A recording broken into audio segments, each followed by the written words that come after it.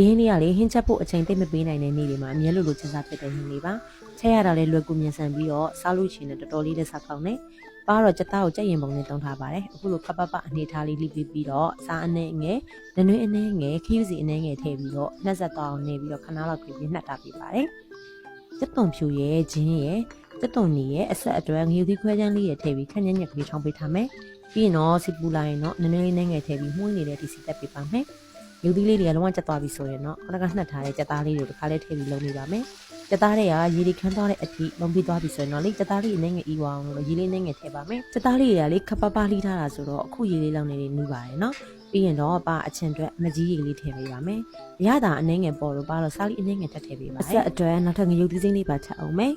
မဆလာလေးအနေငယ်ပါအုပ်ပါမယ်အိုးရှာကန်ဒီမှာနန်းနန်းမင်းလေးအုပ်လိုက်ရင်တော့လေမဆလာနဲ့တင်းတင်းလေးနဲ့အရန်ကိုပဲစားလို့ကောင်းတယ်ကြက်သားချင်ဆက်ချက်လေးရပြီပေါ့နော်ဒီကြက်သားလေးကလေချက်ရတာလည်းလွယ်ကူမြန်ဆန်ပြီးစားလို့လည်းကောင်းတာမို့လို့ချက်စားကြည့်ကြပါအောင်နော်အားလုံးပဲစက်ကောင်းကြပါစေရှင်